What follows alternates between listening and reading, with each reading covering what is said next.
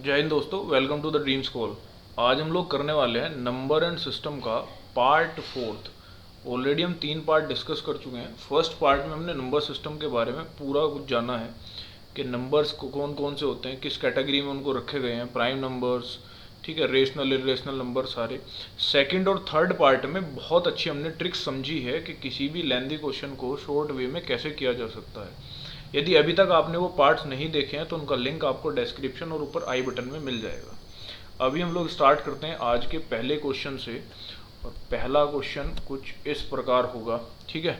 तो एक बार इसको रीड आउट कर लेते हैं। ये होगा solution of question number first. देखो ये कह रहा है 7 raise to the power 19 plus 2 is divided by 6, the remainder is.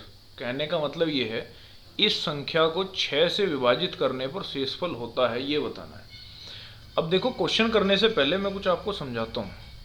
यदि कोई भी क्वेश्चन इस फॉर्म में लिखा हुआ है ना, x plus A to the power n, ठीक है, और डिवाइडेड बाय x है, ठीक है।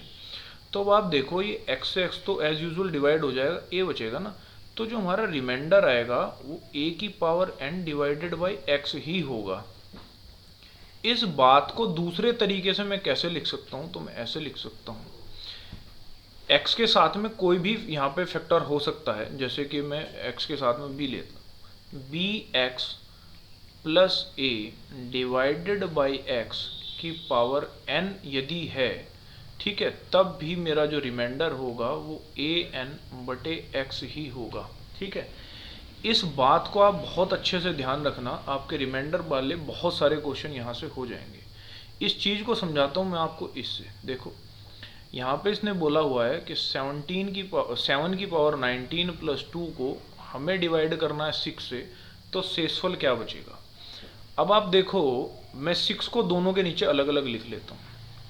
7 की पावर 19 बटे 6 प्लस 2 की पावर 2 बटे 6, ठीक है।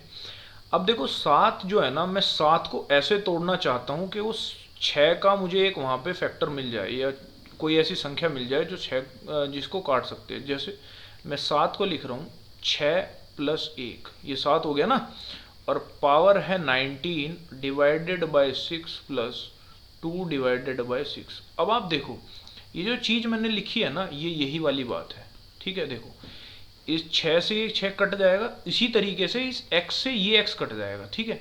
तो मैंने आपको क्या बताया था, यदि कोई इस फॉर्म में मिले तो a की पावर n बटे x ही आपका रिमाइंडर होगा, ठीक है।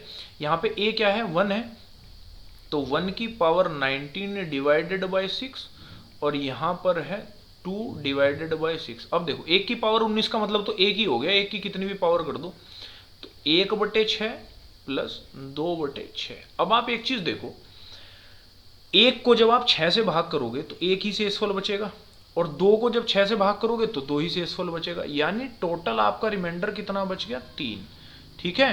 तो इस संख्या को जब आप 6 से डिवाइड करोगे then you will get 3 as a remainder and option number B is your answer. समझ आई बात आपको। अगर आपको ये चीज़ पता है तो आप इस क्वेश्चन को विद इन सेकेंड्स कर सकते हैं, विद इन सेकेंड। जैसे ही आपने ये देखा, आपने देख लोगे ये 6 प्लस 1 होता है, तो यहाँ से 1 बच गया, ये 2 2 रे कितना हो गया, 3, और 3 आपका आंसर आ गया। समझ आई आपको बात। अब हम चलते हैं क्वेश्चन नंबर 2 की ओर, और ये होगा हमारा क्वेश्चन नंबर 2 का सॉल्यूशन। पढ़ लेते हैं सवाल को। एक संख्या को 68 से विभाजित करने पर शेषफल 269 बचता है, और नहीं भागफल 269 है और शेषफल कितना है, 0 प्राप्त होता है। यदि उसी संख्या को 67 से विभाजित किया जाता है तो शेषफल क्या होगा। देखो इसकी सिंपल सी बात ये है, जब 68 से डिवाइड किया तो जो क्यूसेंट आया वो कितना आया, 269 है। देखो यानी वो वैल्यू कितनी होगी, आप कह दोगे वैल्यू होगी 68 इंटू 269, यही तो वैल्यू होगी, और इसको आपको डिवाइड करना है 67 से। समझ आ गई बात। अब देखो जैसे मैंने आपको इससे पहले क्वेश्चन में समझाया ना, मैं 68 को चेंज करना चाहता हूँ, तो आप क्या बोलोगे, 68 को आप लिख लो 67 प्लस 1, अभी पहले हमने किया ऐसे। इसको भी मैं लिखना चाहता हूँ, देखो इसको मैं लिख देता हूँ 268 प्लस 1, 268 प्लस 1 डिवाइडेड बाय 67। देखो 268 क्यों लिखा है मैंने यहाँ पे, क्योंकि 268 67 से डिविजिबल है। 268 जो है वो 67 से एज यूजुअल डिवाइड हो सकता है कंप्लीटली। ठीक है, ठीक इस बात को मैं दूसरी तरीके से ऐसे लिख सकता हूँ, आप यहाँ पे समझो। देखो पहले समझाए हुए दोनों कंसेप्ट यहाँ पर लग जाएंगे। ठीक है, इस चीज को मैं क्या लिख सकता हूँ, 268 लिख रहा है ना ये, इसको लिख सकते हो आप 4 गुना 67 प्लस 1। ठीक है, और इसको डिवाइड कर रहा हूँ मैं 67 से। ठीक है, अब ये बात आपको याद आ रही होगी। ये बात पता है क्या है, जो मैंने लिखा था बी एक्स प्लस ए बटे एक्स की पावर यदि n है। अब देखो ये x है, ये भी x है, इसके साथ में कुछ भी b लगा दो, इस बात से हमें कोई फर्क नहीं पड़ता। जैसे ये 67 है, ये 67 है, इसके साथ में कुछ भी लगा दो, कोई दिक्कत हमें होगी नहीं। यहाँ देखो x प्लस इसकी पावर यहाँ पे कुछ नहीं दी हुई, आप 1 मान सकते हो, कोई फर्क नहीं पड़ता इसकी बात से।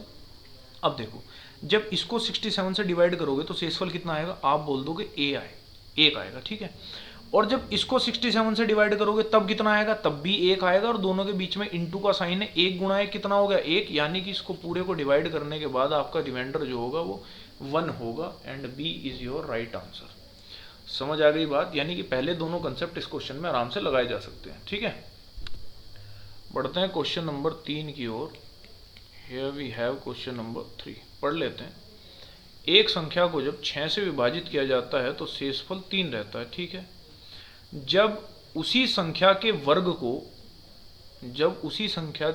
को 6 से विभाजित किया जाता है तो शेषफल क्या होगा। देखो इसमें आपको ये नहीं करना कि पहले आप वो वैल्यू निकालो, नहीं, जब हमने उस संख्या को 6 से डिवाइड करा तो 3 बच गया ना।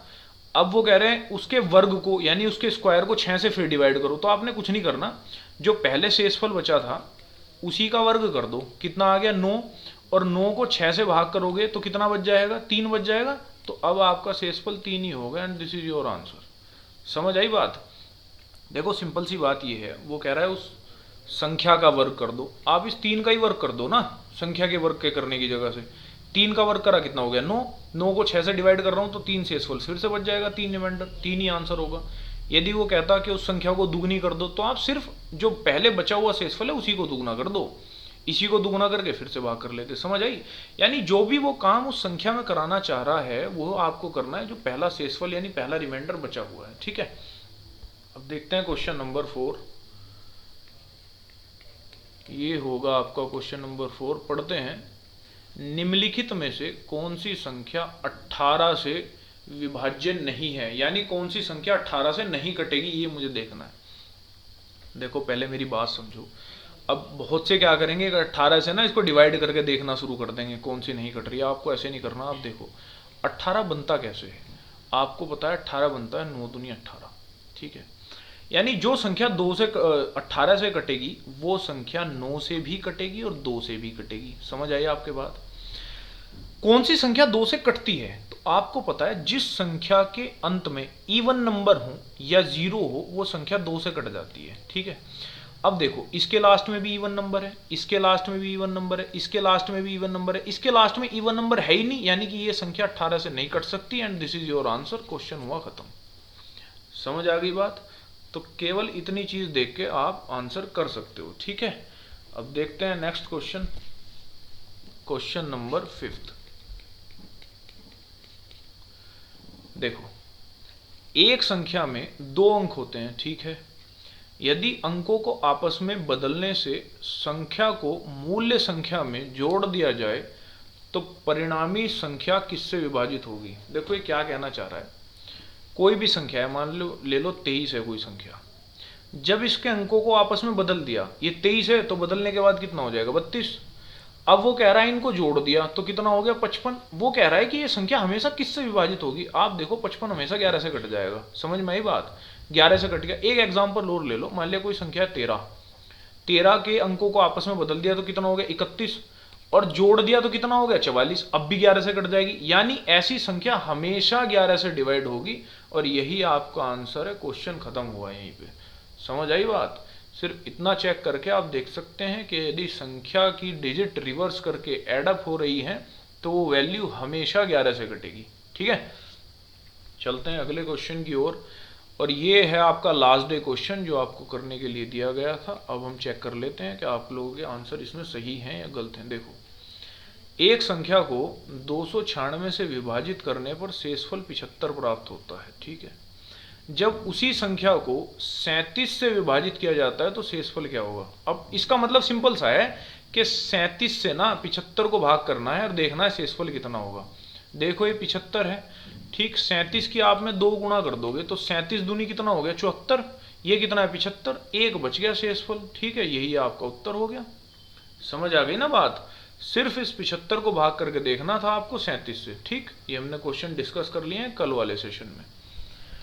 नेक्स्ट देखते हैं, ये है आप लोगों का practice question, your favourite part. ये हैं आपके ऑप्शन, अच्छे से क्वेश्चन अटेम्प्ट करना, उसके बाद में कमेंट बॉक्स में करना इसका आंसर।